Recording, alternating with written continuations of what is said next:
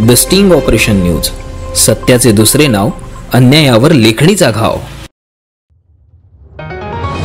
गोंदिया जिल्ह्याच्या अर्जुनी मोरगाव पंचायत समितीचे गटशिक्षण अधिकारी अनिल चव्हाण यांनी एका शाळेची तपासणी करण्यासाठी 25,000 रुपयाची मागणी केल्याची धक्कादायक बाब समोर आली आहे।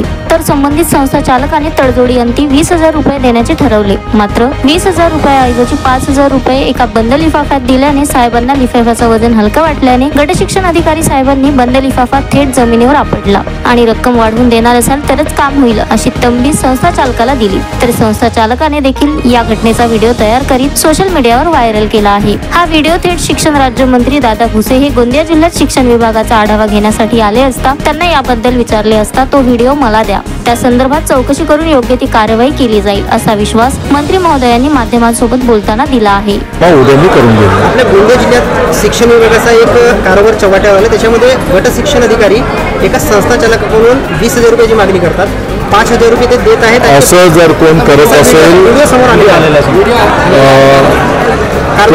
तो व्हिडिओ जर आपण दिला, निश्चितपणे त्याची चौकशी करू। चौकशीमध्ये जे काही निष्पन्न होईल त्याप्रमाणे कारवाई केली जाईल। भाजपच्या प्रदेशाध्यक्ष म्हणतात की ठाण्यामध्ये आपले Sunil Kawade, the sting operation news, Gondia.